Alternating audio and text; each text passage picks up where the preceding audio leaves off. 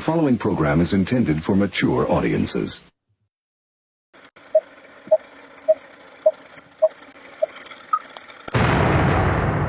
Hello. Revelation. Yeah.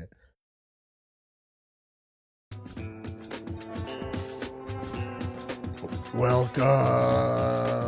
It's Friday.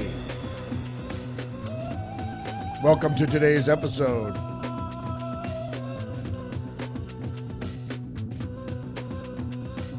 It is Friday, May 23rd. Welcome, welcome. I appreciate you being here this morning. All right, let's get to the headlines for today, Friday, on this Memorial Day weekend. All right, we're going to start with some Trump news, what's happening on the Trump administration front today, legal and otherwise. So let's get to it.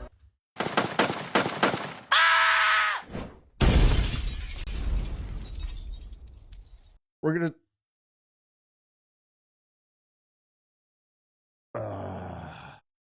got problems already. Never fails, never fails. All right, we're going to start with the Associated Press here. Administration bars Harvard from enrolling foreign students, says thousands must transfer. Fox News federal judge blocks Trump administration from terminating international students' legal status. Judge cites havoc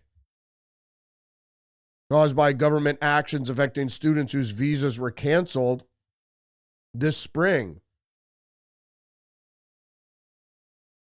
We're going to make a couple changes here really quick because I'm already having issues.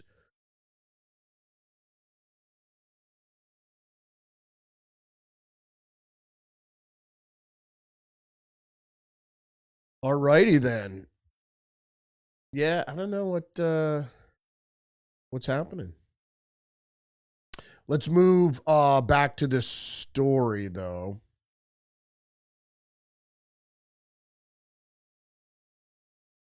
The Reuters, Harvard refugee Chinese students hunker down as U.S. blocks foreign enrollment. Harvard University in the United States enrolled 6,751 international students from more than 140 countries in the fall of 2024. Students from China, Canada, and India make up the largest groups, collectively accounting for 40% of the international cohort. But students from China make up a large part of that.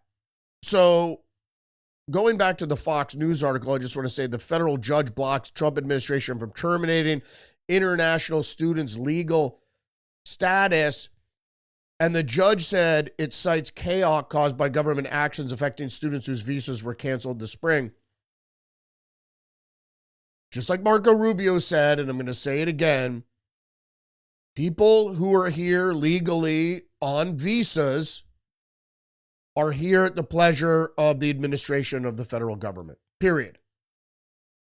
So if the government says all of a sudden, hey, we don't want any more foreign students, that's it. There's no due process, because who grants the visas? The fucking State Department. Who runs the State Department? The current administration. Is it fair? Well, that could be your opinion if it's fair or not fair. I say it's fair. I mean, it's really up to the administration, and it's being caused really by these universities, whether or not the universities and the actions of the students. And as we saw recently with the murder of the two Israeli embassy staff, is that the actions of the universities allowing these student protests to incite violence, which they're doing, overtly or covertly or whatever. That's going to lead us to what's happening today. The Washington Times, head of Harvard's hospital morgue pleads guilty to selling human body parts. The manager of Harvard's medical school's morgue has pleaded guilty to selling human remains. Cedric Lodge, 57, admitted he took parts of donated cadavers after they had been used for research and sold them rather than having them disposed of in accordance with the donor's agreements. That included organs, brains, skin, hands, and faces. Faces? That weird.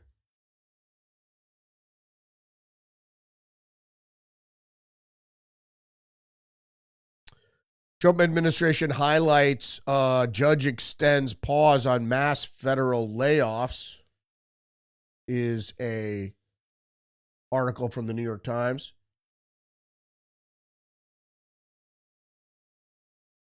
You know what? I'm going to try something here. Let's see.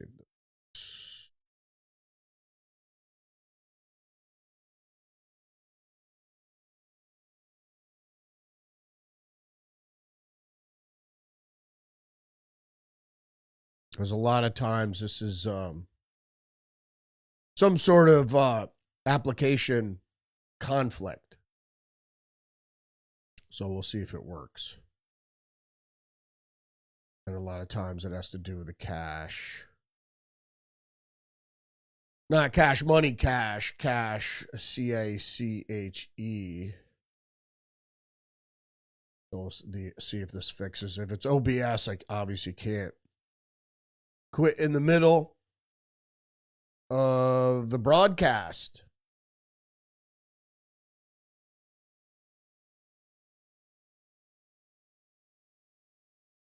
So where were we? We were with this New York Times article here.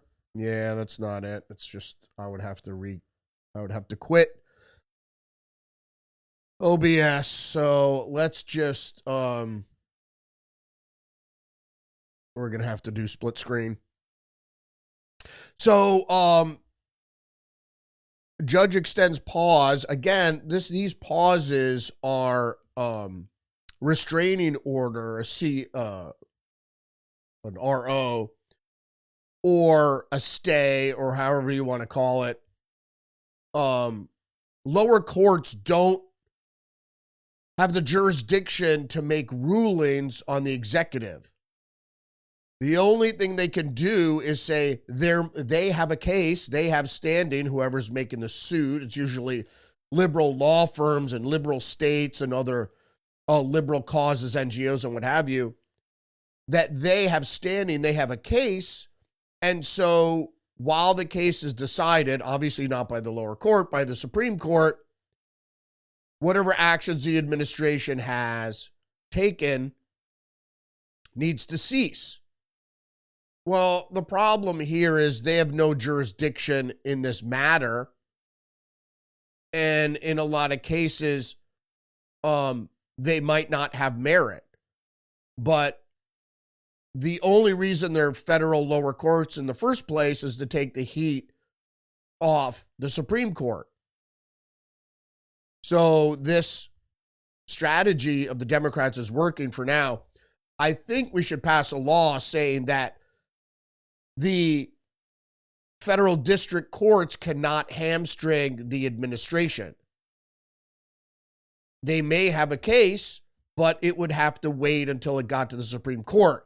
You can't, as I just said, hamstring the executive branch just because, there may or may not be a case. Next up from the National Review, Trump wins big. Trump wins a big one at the Supreme Court for executive accountability. This has to do with what we were just talking about, whether the executive branch can be held back from doing the people's business. Court has been plenty busy dealing with emergency applications in cases involving the Trump administration. So emergency applications is when these cases come up through the district courts, the administration immediately files for an emergency application to the Supreme Court to head off the case, and specifically to get the case heard sooner than later so the case can rule on these lower court decisions or these stays or restraining orders, what have you, injunctions. So these emergency applications in cases involving the Trump administration, especially in areas of deportations and the struggle to regain presidential control over the executive branch. Perhaps predictably, Donald Trump has been winning more on the latter front. Because, as I just said, lower courts, and states and other people that have issues with what the executive branch is doing cannot hamstring the executive branch for an infinite amount of time, unspecified amount of time, because they got an issue with something the executive branch is doing. The executive branch is, after all, executive of the federal branch of government, which supersedes, in most cases, the states and people within those states. Next up, Reuters. This is also breaking news. Trump recommends 50% tariff on the European Union starting June 1st. He says the European Union, which was formed for the primary purpose of taking advantage of the United States on trade, to compete with the United States on trade, has been very difficult to deal with. Our discussions with them are going nowhere. Specifically because they're waiting for the liberals in the United States to do something about the tariffs.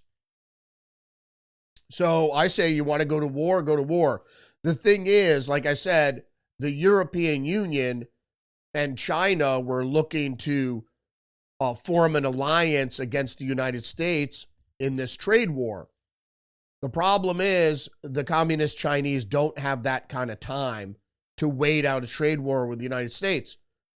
Like Trump often says, we have all the cards. Well, China has none. Europe has some. I say fight it out. I'm not worried.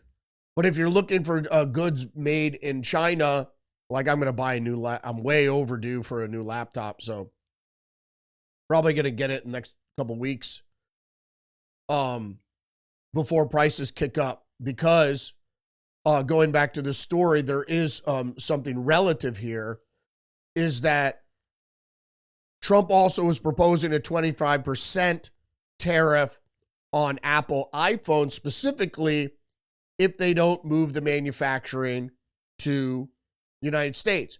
Now, Apple has promised to move manufacturing to the United States, but has balked on exactly what type of manufacturing they're moving to the United States, and whether or not the most popular Apple item, the iPhone, will be manufactured here in the United States.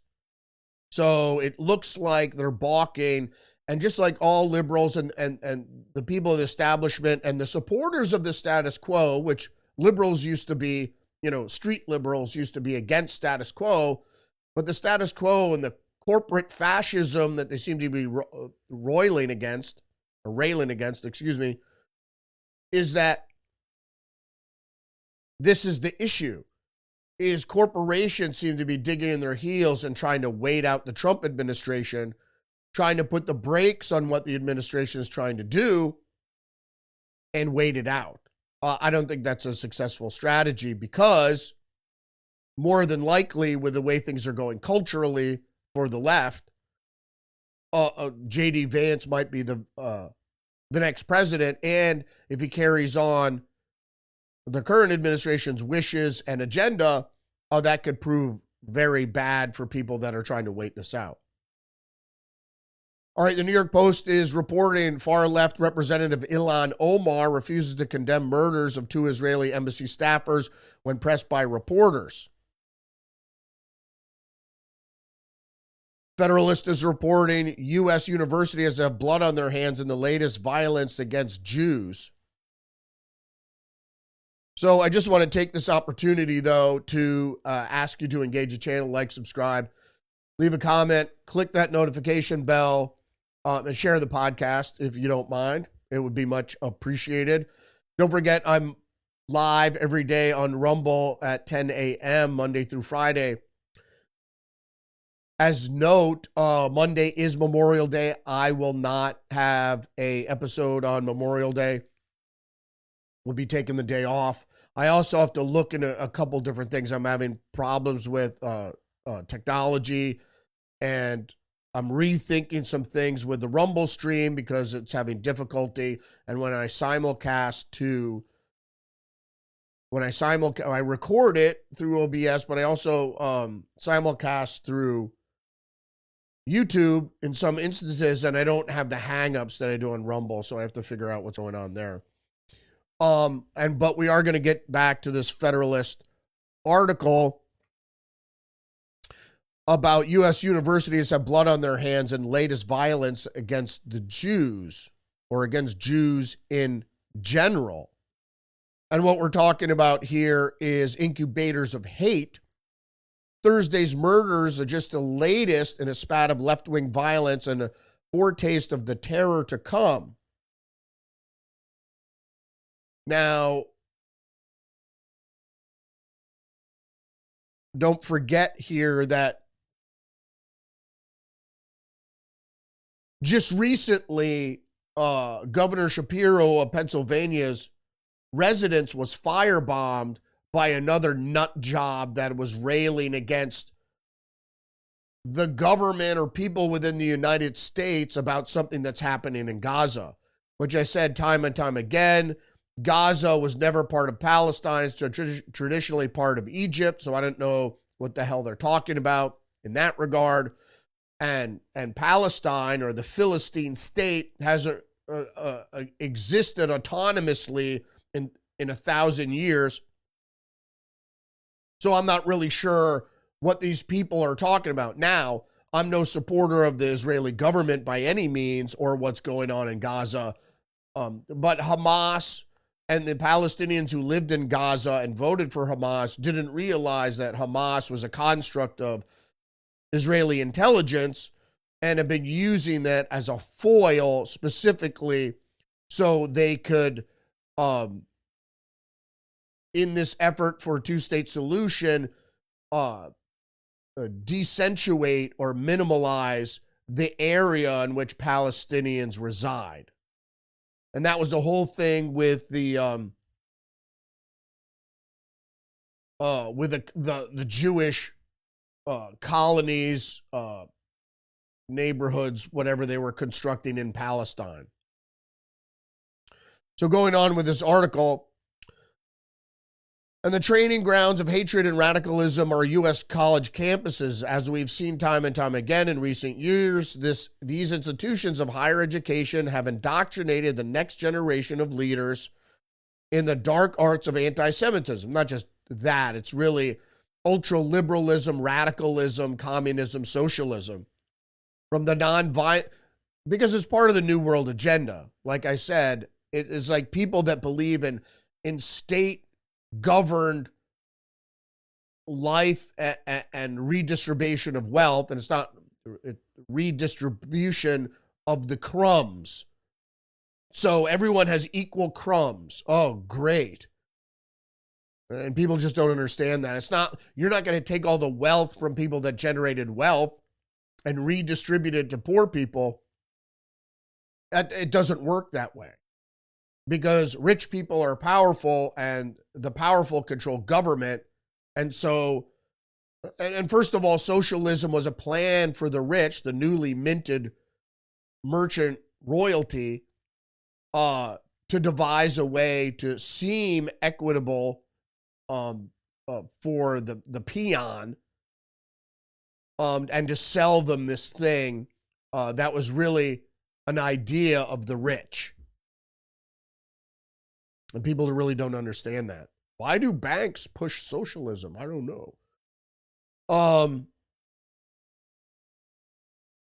So from the nonviolent pro-Palestine boycott, divestment, and sanctions movement against Israel to the countenancing of violence and anti-Israel protests and threats, against Jewish students, Harvard, Columbia, UCLA, Northwestern University, and other esteemed universities have sown the seeds, now bearing the strange fruit of violence.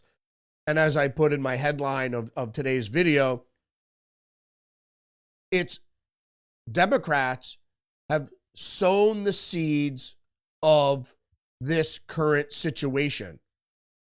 Now, whether they're going to come to terms with that or not is really up to them.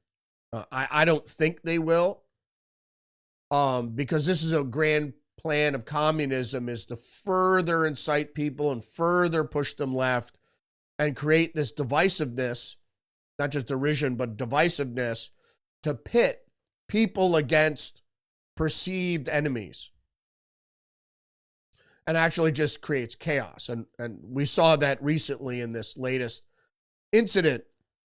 New York Post is reporting far-left anti-Israel Bronx activist group shockingly cheers accused D.C. Jewish Museum terrorist Elias Gonzalez, encourages more violence. What did they say? The Bronx anti-war group said that the alleged gunman, Elias Rodriguez, did in the highest expression of anti-Zionism. We need more Elias Rodriguez in this world, in a pair of social media posts. Terrible, terrible shit. You can't condemn violence. It's all this raging against the machine. It's like the only way you're going to win is a political solution. And the political solution is populism. And if you understand how really the government works in the United States, especially fiscally, economically, you're going to want to control the outcome of your tax dollars or government spending. Why would you want the government to borrow against your future tax dollars? The same way credit card companies want to push you into ever-ending debt cycle, they did the same thing with the American electorate by the banks insisting that the U.S. government keep borrowing money against your future tax dollars, so you're more and more indebted. It's called debt slavery. It's not like chattel slavery that the black community keeps railing about. That was ended, 100 years ago, over 100 years ago. And the reason they ended slavery was not some, great compassionate deed.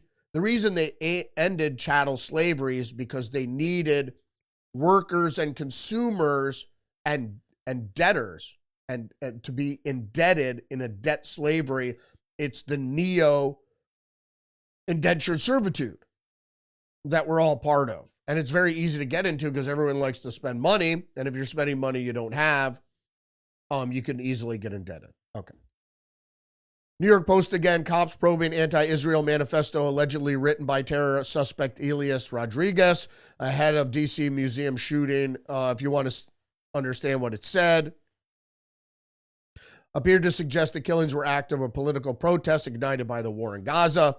An armed action is not necessarily a military action. It usually is not. Usually it is theater and spectacle, a quality it shares with many unarmed actions. So he is trying to create a spectacle with his stupid free Palestine bullshit, which has never been free, not since anciency or antiquity. People get on me about saying anciency. That's not a word. It sort of is. Okay, antiquity for those more learned scholars. The alleged manifesto went on to suggest that those of us against the genocide have forfeited their humanity. This guy sounds like an overeducated asshole with a subjective view of the world. Doesn't matter how you fucking feel. Okay? You have to deal with the facts on the ground, and the facts on the ground are there different power players involved, right? Whether it's justified or not. It's like, let's take what's going on in Ukraine, for example. Ukraine doesn't want to give up territory. Well, who the fuck is going to eject Russian armed forces from the Donbass or from Crimea? You, Mr. Zelensky? It goes on to say, But humanity has long since shown itself to be a shockingly common, mundane, prosaically human. A perpetrator may then be a loving parent, a filial child. Hey, and I love vocabulary, but this flowery manifesto is a generous and charitable friend, an amiable stranger capable of moral strengths at times. It suits him, and sometimes when it even does not, and yet be a monster all the same. So, and just like people came out on social media recently and lauding this guy and saying that young couple were monsters. Really, if you work in Department of State of whatever country, I mean, come on. These were young people just, making their way. And you can't fault them for that. They think differently than you. The problem with subjectivism and relativism is people are so convinced in their own mind that they're right or whatever without even taking a minute to try to be objective or try to be empathetic to someone else's point of view. They're not concerned. Were these people, they might have been concerned with what's going on in Gaza, but their work is for the Israeli government. So the manifesto went on to say, humanity doesn't exempt one from accountability. The action should have been morally justified, taken 11 years ago during Protective Edge. Around the same time, I personally became acutely aware of our brutal conduct in Palestine. Our brutal conduct? Our? You mean the United States? The United States is pushing for a two-state solution. You don't want that? But I think to most Americans, such an action would be illegible, would seem insane. I am glad that today, at least, there are many Americans for which the action will be highly legible and in some funny way, the only sane thing to do. What the fuck? Now, we don't know if that's a legitimate manifesto or not, but it sounds like him. He looked like an overeducated asshole, a midwit, who thinks, the problem is with midwits is what the education system used to do is make you think for yourself. But the system at large certainly couldn't have, 350 million individuals going around thinking for themselves. So what they taught you to do is listen to your learned sages in academia, which leads us to where we are today. New York Post next article, how left-wing Chicago social justice warrior Elias Rodriguez allegedly became homegrown anti-Israel terrorist. The educated process, as the Federalist article made perfectly clear, and that I made clear yesterday, is socialists create the conditions for violence. They plant the seeds of midwit intellectualism. I'm knowing, the veil, I'm woke. I have realized that, shit goes on around the world that you don't have any control of. Certainly don't have control of Israel. Goes on to say he was a well-known to Chicago police, law enforcement sources said, and was a regular fixture at protests for causes including the 2014 Chicago police shooting of teen Laquan McDonald, Black Lives Matter, and more recently opposing the war in Gaza. A GoFundMe page for Rodriguez revealed in 2017 he was self-radicalized from years in the crucible of far-left politics. In other words, listening to far-left academia. And he was raised in Chicago. He obtained a bachelor's degree in English from the University of Illinois and worked as a content writer for American Osteopathic Information Association. The fundraiser, which only garnered $250 in donations, had the goal of sending him to the People's Congress of Resistance, a leftist gathering in Washington, D.C. that rallied under the slogan, "Stand against imperialism, down with the warfare state." Well, I don't like war either, but I mean, to put this into context here,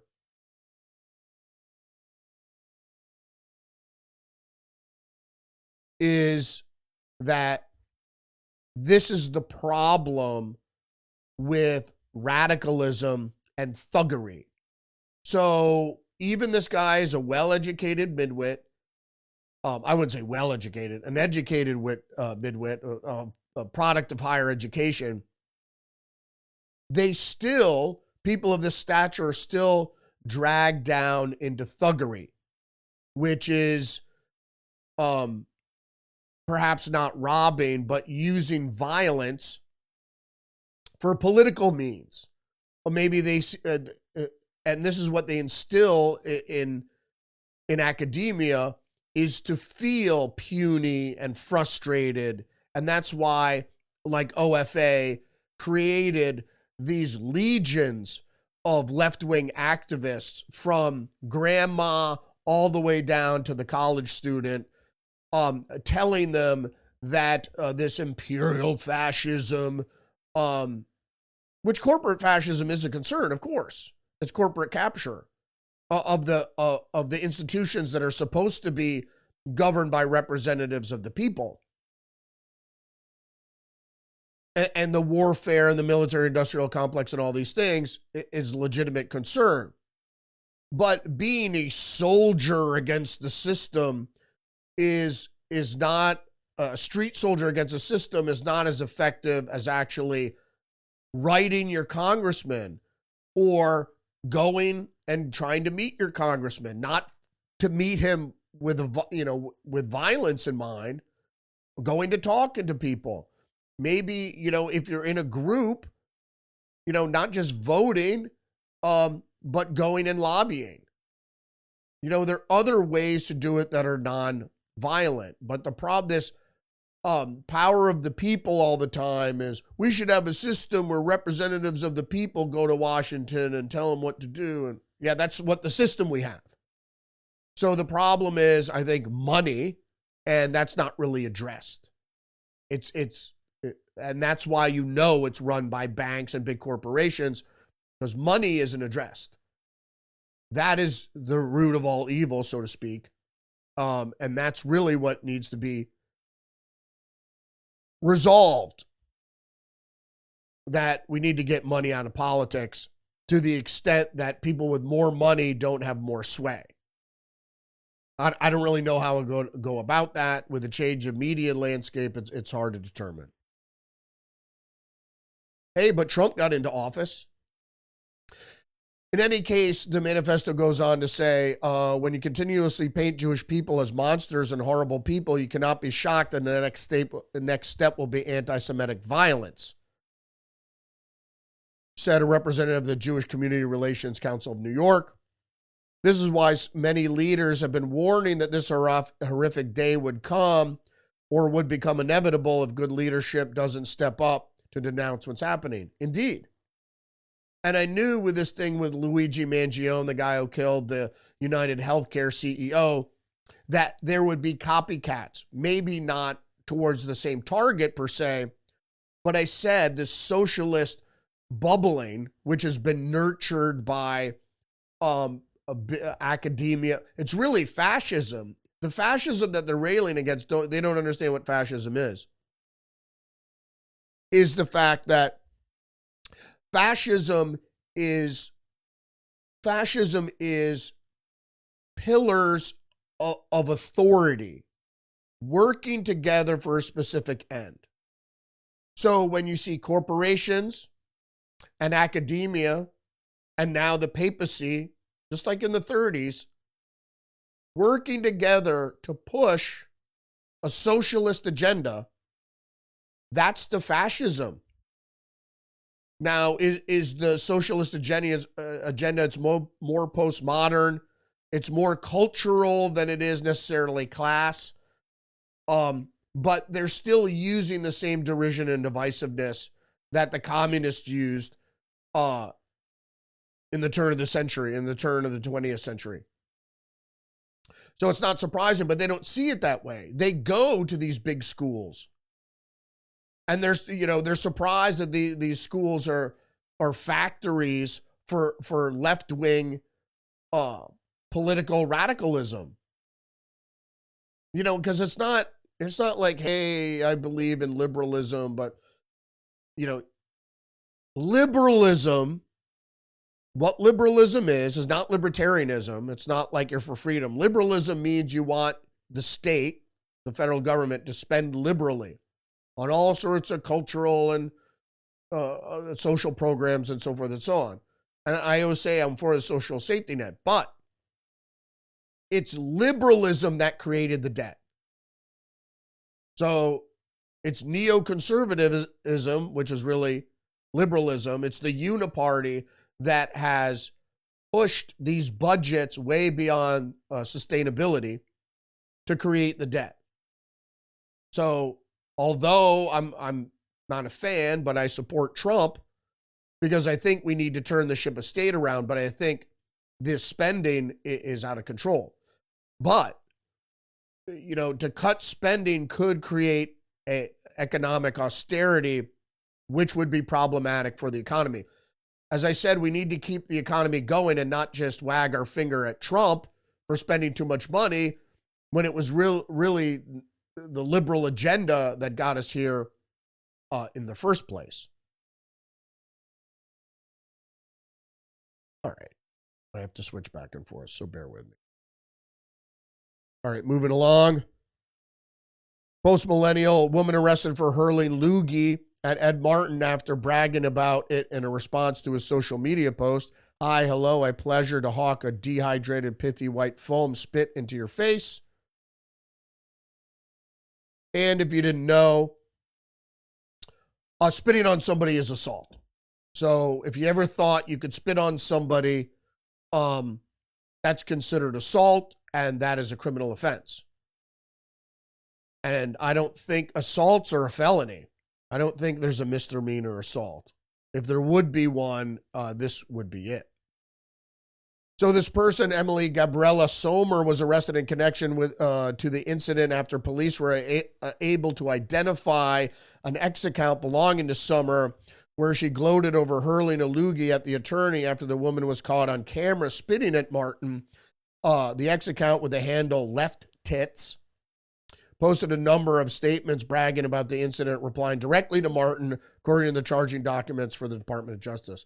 So obviously Martin said, hey, this person, my attacker, responded to me on X. Here's the account. So if you didn't hear this, this was, I think, a day ago, or this is actually from Thursday. Was it yesterday? Yeah, it was yesterday. The day after the incident in D.C., another security incident, and this is reported from Fox News. Security incident reported outside CIA headquarters after a woman shot. The shooting was reportedly non-fatal as CIA closes the front gate until further notice. And they say around 4 a.m. in the morning, and purportedly the woman was drunk.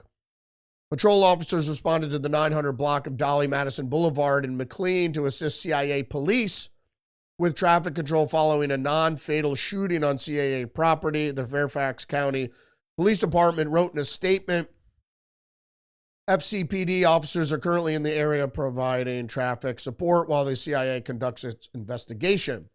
And then Reuters reports on the incident, woman detained after shooting outside CIA headquarters. The woman drove into the main gate entrance through the outbound lane, and when security guards tried to stop her, she evaded them and continued toward the gate, drawing their fire. So she knew what she was doing. She didn't make a wrong turn or something like that and was lost.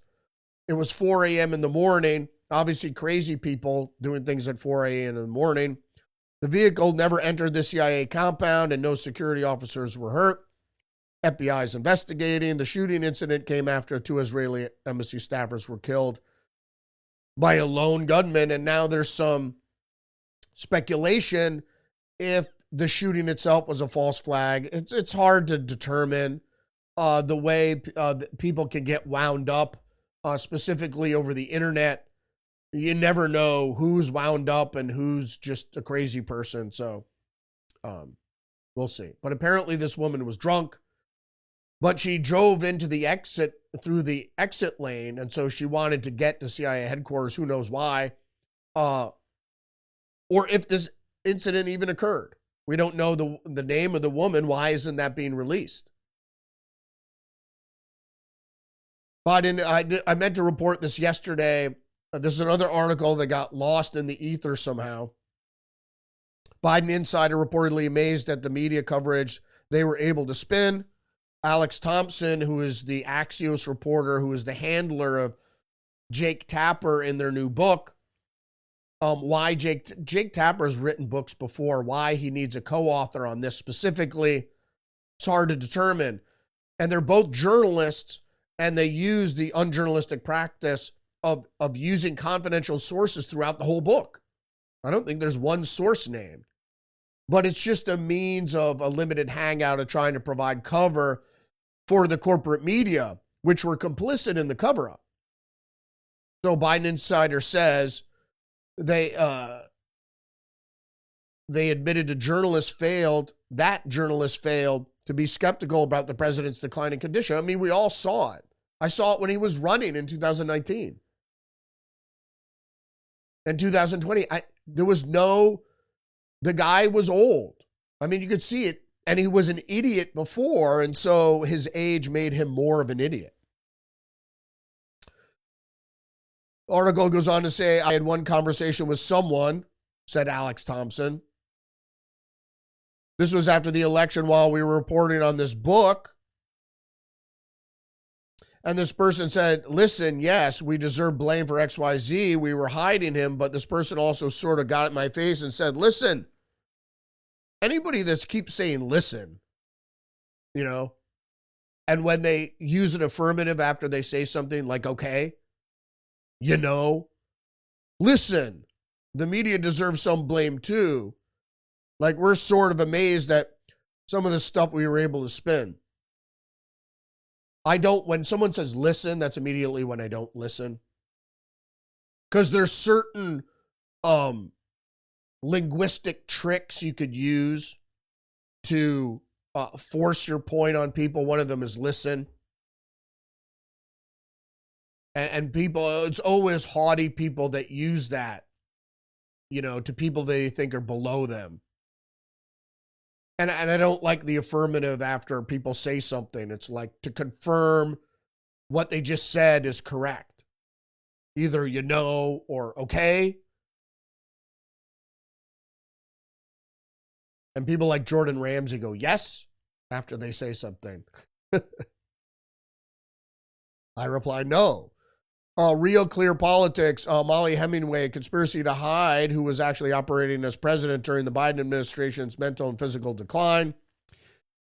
And she went on to say, we are in the midst of a staggering presidential scandal from the Biden administration, whether you're talking about the mental decline or the physical decline.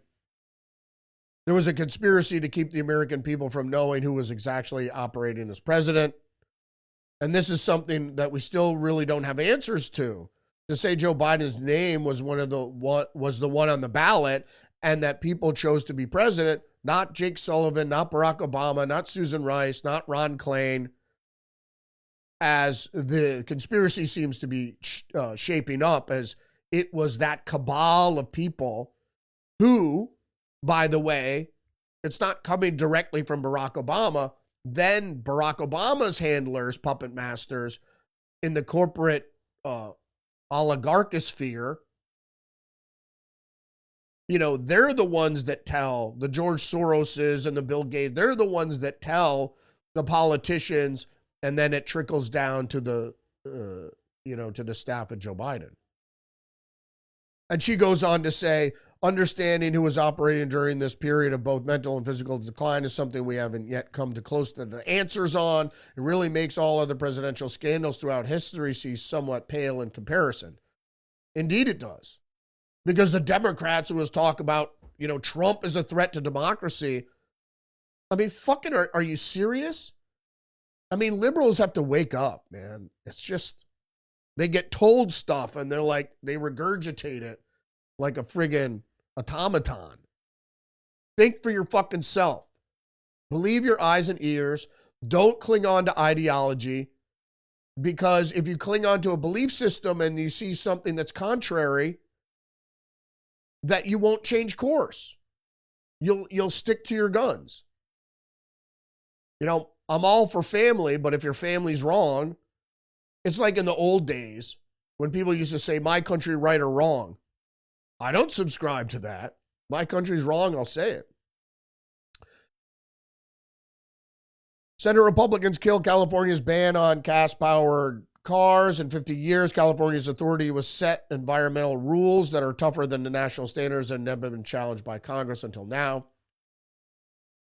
This is from the New York Times. Fuck electric cars. If they were serious about electric vehicles, how come there weren't more hybrids? Because that would be the true transition. Was you have, you know, if you're just going to the railroad station or the supermarket, you could use electricity if you so desire. But if you get on the highway and you want to drive to Mexico or to Canada or Vermont, you know, New York or for Florida or wherever, New Orleans, you could click on gas and you could drive for 500 miles or 1,000 miles. The repeal deals a blow to California's ambition of accelerating transition to electric vehicles. Why? Electric vehicles, they don't suck, but I don't want one. What happens if the electric grid goes down? You're fucked. It's to make you dependent, just like social services. But the consequences will ripple across the country. That's because 11 other states, including my state of Connecticut, intended to follow California's plan and stop selling new gas-powered cars by 2035. That the New World Order is set to start at the end of 2030. Christmas, supposedly, they're going to flip the switch. Together, they account for about 40% of the U.S. auto market. And Just the News is reporting California is likely to fight for EV mandate, but data shows the EV sales way below mandate levels, targets, excuse me. And it talks about the Republican-controlled Senate, which we just talked about. New reports by Energy Policy Research Foundation show that the rate of electric vehicle adoption in California is falling well beneath the targets the rules require. So that's when the authoritarianism comes in. They're just going to fucking force you to do it. Because it's supposed to be the will of the people. But now you're being now you have to face dictates by crazy environmentalists, and we're going to get to this in just a second, which is another wing of the socialist postmodern nonsense. It has to be the will of the people. And the people are smarter than authoritarian dictates, which have other... The reason that they're authoritarian dictates is because they want to do things, they have ulterior motives. Just the News is reporting New Hampshire Governor Ayotte signs bill banning sanctuary communities. It's about time. Good for New Hampshire. One American News, RFK Jr. breaks down 4 potential causes of childhood chronic disease, and we knew this forever. Thank God there's somebody in government that is actually talking about objective reality and not be stuck in this, confirmation bubble of saying, oh, of course it's climate change. Of course. And of course people are getting sick, but it has nothing to do with corporate production. Okay, there are 4 causes. We're going to go over the 4 causes. Poor diet. 70% of the average American child's diet now comprises calorie-dense sugar and saturated fat, nutrient-poor foods. So you're not getting the minerals, not getting the vitamins. As well as, more importantly, amino acids and proteins. Goes on to say other contributing factor identified in the report, environmental chemical exposure. That's number 1 in my book, is a chronic cause of disease. whether it's microplastics or in this, say, heavy metals, pesticides, household cleaning agents, personal care products, poison. But the FDA has gone and rubber stamped all these friggin' consumables and cosmetics, as well as pharmaceuticals. Also raises concerns about electromagnetic. So you're talking about environmental, the environment that people, especially growing adults, growing children, are subject to, includes electromagnetic radiation emitted by modern technologies such as smartphones, computers, and microwave, which I use my microwave way too much. Additionally, and it's not that much, but it's too much. Additionally, decline, supposedly if you microwave water, and I got to get back to using my kettle. In the wintertime, you microwave water, apparently it's not good for you. Additionally, a decline in physical activity driven by the reduced outdoor time and sedentary lifestyles, again, sitting in front of electromagnetic screens, is cited as a significant contributor to the rise of chronic health issues in children as well. Kids don't want to go play baseball and do that shit anymore. Ride bikes. So let's get back to South Africa for a minute. I dwelled on this quite a bit yesterday, and I had a friggin' mental breakdown over the fact that journalists, they do this shit all the time. If you looked at the presser with Carolyn Levitt, and you had, what the fuck is that fat shit from, I think she's from Reuters, I forget, or CNN or something. Maybe she's from CNN. And we're going to get to that in just a minute. It's like they're nitpicking. Is there violence against white South African farmers? That's the case. What is it? How is it proportionate or disproportionate to other violence in South Africa? And is there a condemnation, a condoning of it by the government? Did the government remove law enforcement or policing from the areas where these attacks occurred, etc.? So New York Times, South Africa collides head-on with Trump's claim of white victimhood. Well, you know what they took out? President Trump was focusing on false accusations of white genocide backfired spectacular on the South African president. But they don't understand that he never said genocide during the meeting with the South African president. He just showed him what he had seen. And he asked him to comment, which he did not comment on. And then so they start nitpicking. But they say Ramaphosa walked away from the meeting bruised and still carrying uncertainty of the future. So-called genocide and the recent arrival of 59 white South Africans labeled refugees. Well, they are refugees. Because that was the whole point of the government policy in South Africa, is to get them to leave on their own accord. Create conditions so horrible for whites that they'll just leave. Now South Africa finds itself with more work to do to avert steep tariffs in a trade agreement. Reuters. Trump's image of dead white farmers came from a Reuters footage of the Congo, now South Africa. This was on a printout of a story from, I believe, the American Thinker. And then they conflict. Now, this is my problem with Reuters, and I went off yesterday about it. They said U.S. President showcased a screenshot of Reuters video taken in the Democratic Republic of Congo that was falsely represented on Wednesday of evidence of mass killings of white South African farmers. Okay, I'm not disputing that. But then he said, these are all white farmers that are being buried. He didn't say that when he held up the printout of the article accompanied by a picture. Or maybe he did. Maybe he was confused.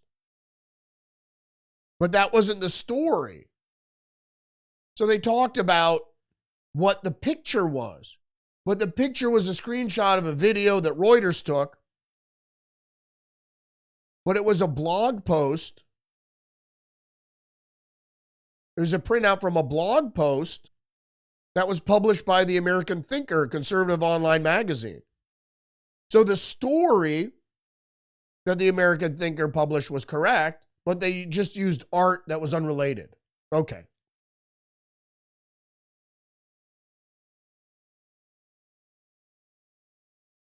The White House did not respond for comment. Andrea Widberg, managing editor at the American Thinker and the author of the post in question, wrote in reply to Reuters query that Trump had misidentified the image.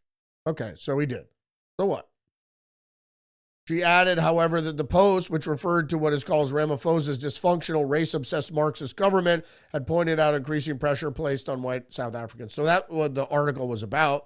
They just used unrelated art. Let's get to the crux of the matter, just the news. So Trump said that the white crosses were graves. They weren't graves, all right? But the white crosses did memorialize the killing of white South African farmers. And then he said, with this picture that was attached to an article which he was referring to, so he didn't fact check every article that he was referring to. So Just the News reports, Biden area reports, genocide expert confirms Trump's human rights fears for South African farmers. Biden era government reports and genocide watch groups have raised red flags, mostly being ignored until now. The only question is whether race or greed is a motive for the crimes. We have had many people feel like they're being persecuted and they're coming to the United States, Trump said in an Oval Office meeting. People are fleeing South Africa for their own safety. Their land is being confiscated, and in many cases, they're being killed.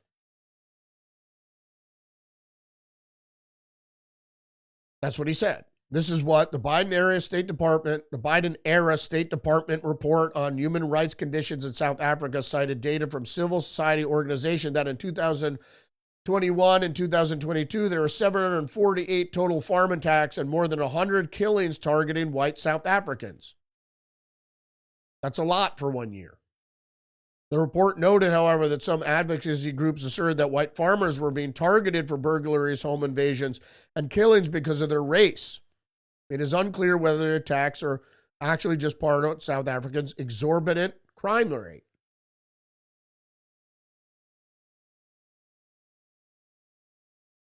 Is it or isn't it? Are they being attacked because they're white?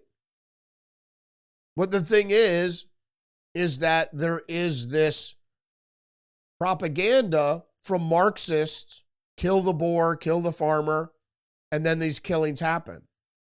So, and we're not sure, and this is the point I'm getting to from the article, if the state's first duty is to provide personal security to its people, South Africa is a failed state. Genocide Watch specifically cites a failure to prosecute murderers who targeted white farmers. Is that enough for you?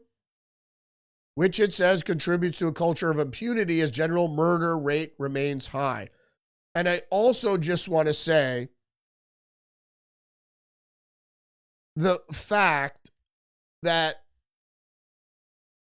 the South African Supreme Court ruled that the EFF, the Marxist group, where where Mr. Malema, during a rally with 100,000 people, would shout, "Kill the Boer, kill the farmer." The Supreme Court said 3 times that that is not a call to incite violence. I would disagree. Because if you say kill a certain people and then they end up getting killed and the state fails to protect them, and at the same time the state passes a law that says they can expropriate white South African farmland without compensation and allow squatters to take over land, that seems like incitement and then acquiescence. Julius Malema, was the guy.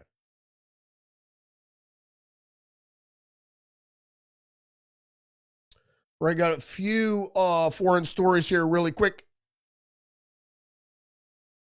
Zero hedge, Iraq seals major oil deal with Chinese company.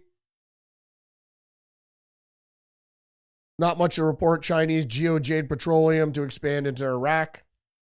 Unheard reports how China's co-opted the green movement development for Beijing, degrowth for us. That's true. Chinese and Qatari money, $29 billion of foreign money sunk into American universities to teach environmentalism. Chinese students at institutions like Stanford are also closely monitored. The Beijing regime's agents in order to stamp out or at least identify dissidents. PJ Media, Trump USA Today, USDA Secretary commits to terminate CCP grain of function research. Brooke Collins said, just the news, House Democrat urges fellow Democrats to support teaching students about the evils of communism. And this was SB 24, Senator Donna Campbell of Texas in the bill. This is Texas House.